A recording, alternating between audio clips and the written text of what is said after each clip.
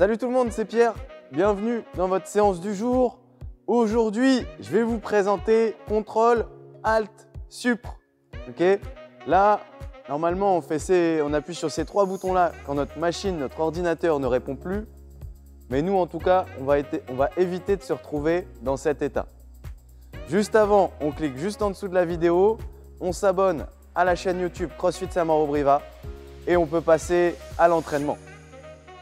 Allez, c'est parti les gars, c'est parti les filles. On va commencer à s'échauffer. Faire 30 secondes par mouvement avec 2 tours de l'ensemble des 6 mouvements qui seront à réaliser. Pour cela, c'est très simple. On suit la vidéo qui est juste après. Allez, donc premier mouvement, le jumping jack. Garde à vous.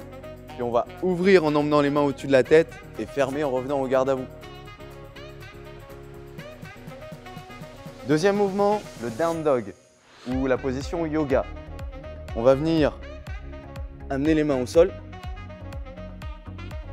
tendre fortement les jambes, rentrer la tête vers les pieds et tendre les bras.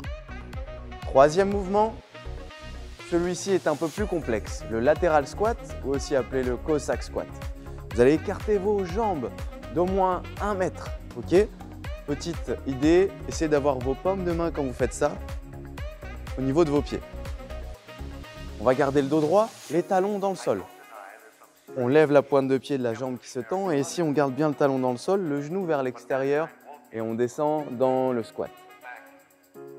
Au fur et à mesure, essayez de donner de l'amplitude à votre squat tout en gardant un beau dos droit, les bras devant. Si c'est trop dur, je vais descendre un peu moins bas. Puis on recommence les jumping jack. On effectue le mouvement du jour qui sera ensuite l'air squat. Et on va terminer avec les inchworms. Cette fois-ci, il n'y a pas de push-up, simplement on va venir poser les mains sur les pointes de pied en tendant les jambes, emmener les mains vers l'avant, bras tendus. Et ici, on va aller le plus loin possible en gardant une bonne position holo. Okay, on évite d'avoir le bassin qui tombe, vraiment bien gainé. Une fois qu'on est là, on revient au point de départ. On a effectué nos 6 exercices et ça, on le répète 2 fois. Pour terminer cet échauffement, on va effectuer un mouvement de mobilité qui s'appelle le squat hold, hold pour tenir. Donc on va tenir la position de squat en bas pendant 1 minute. Donc pour le squat hold, on se met dans le bas du squat. On pousse les genoux vers l'extérieur avec un beau dos droit. On se met à réfléchir sur notre stratégie du WOD du jour et c'est parti pendant 1 minute. Et maintenant, c'est parti. Contrôle, alt, supr. Je le répète, on va donc éviter de se retrouver dans cette situation où on ne sait plus quoi faire, la machine ne répond plus et on doit effectuer contrôle, alt, supr. Non, nous, on va garder notre conscience, on va rester lucide et surtout, on va attaquer ce WOD très fort et le finir aussi très fort. Mais le WOD, c'est quoi? C'est toutes les 5 minutes, donc c'est des fenêtres de temps. Toutes les 5 minutes, on va devoir réaliser 3 mouvements différents. L'objectif, c'est de faire ces 3 mouvements-là assez rapidement pour que le reste du temps, dans les 5 minutes, j'ai du repos. Le premier mouvement, ça va donc être 30 arrachés. Si vous êtes à un bras, l'objectif, c'est d'alterner à chaque fois bras droit, bras gauche. Donc ça fera 15 de chaque côté. Ou des 2 bras, 30 des 2 bras. Donc on emmène la charge du sol à au-dessus de la tête, bras tendus. Donc pour les snatchs, on commence avec une charge au sol. On vient l'appréhender avec un dos droit, fesses au-dessus des genoux. Et ici, on va venir faire une extension de hanche tellement forte, tellement vers l'avant et vers le haut, que ça va emmener notre poids quasiment au-dessus de la tête. L'objectif ensuite, ça va être de tendre le bras et de pousser la charge vers le plafond.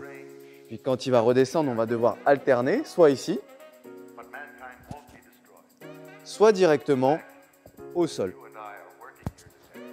Le deuxième mouvement, on va travailler ici plutôt sur le haut du corps. Ça s'appelle des push press à hauteur toujours de 30 répétitions. C'est quand même un nombre de répétitions assez conséquent.